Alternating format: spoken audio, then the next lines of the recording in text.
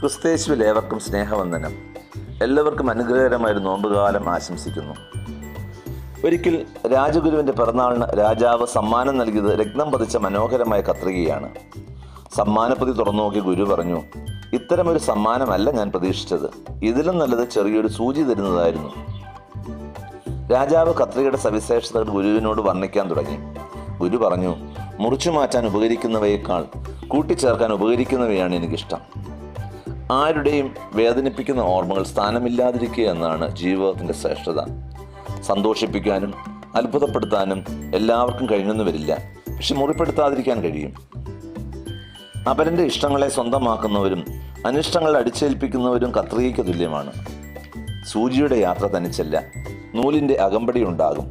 തുന്നിച്ചേർക്കുവാനും സുഖപ്പെടുത്തുവാനും കടന്നുപോകുന്ന വഴികളിലെല്ലാം ചെറിയ നൊമ്പരങ്ങളേക്കാൾ സൗഖ്യത്തിൻ്റെ തെന്നൽ വീശിയാണ് ഓരോ സൂചിയും സഞ്ചരിക്കുന്നത്.